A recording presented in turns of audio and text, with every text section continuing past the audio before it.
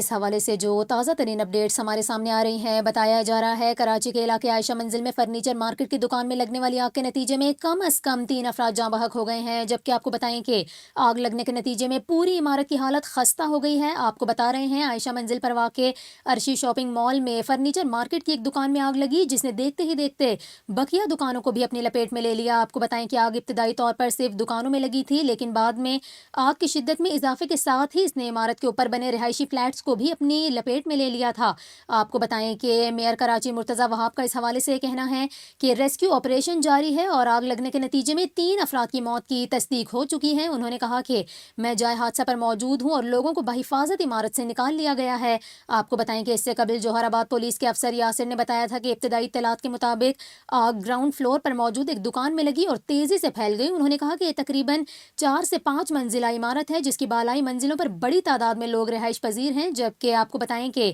لوگوں کو بحفاظت عمارت سے نکال لیا گیا ہے۔ دوسری جانب آپ کو بتائیں کہ الیکٹرک کے ترجمان کا یہ کہنا ہے کہ عرشی مال پر آگ لگنے کی اطلاع ملتے ہی علاقے کی بجلی حفاظت کے پیش نظر منقطع کر دی گئی، جبکہ کہ الیکٹرک عملہ ریسکیو انتظامیہ کو مکمل تعاون فراہم کرنے کے لیے جائے وقوع پر موجود ہے۔ آپ کو بتائیں کہ اس کے علاوہ بلڈنگ چوکیدار کا یہ کہنا ہے کہ شاپنگ مال میں 50 سے زائد دکانیں مکمل طور پر جل گئی۔ 5 منزلہ رہائشی عمارت تھی، اب بلڈنگ کے اندر کوئی نہیں ہے، جبکہ دکانداروں نے اپنا سامان اپنی مدد آپ کے تحت نکالا۔ آپ کو بتائیں کہ مارکیٹ کے اطراف کھڑی موٹر سائیکلیں بھی جل گئیں، جبکہ ریسکیو حکام کے مطابق فوم کی وجہ سے آگ تیزی سے پھیلی۔ آپ کو بتا رہے ہیں میئر کراچی مرتضی وہاب کا یہ کہنا ہے کہ ریسکیو آپریشن جاری ہے اور آگ لگنے کے نتیجے میں 3 افراد کی موت کی تصدیق ہو چکی ہے۔ انہوں نے کہا کہ میں جائے حادثہ پر موجود ہوں اور لوگوں کو بحفاظت عمارت سے نکال لیا گیا ہے۔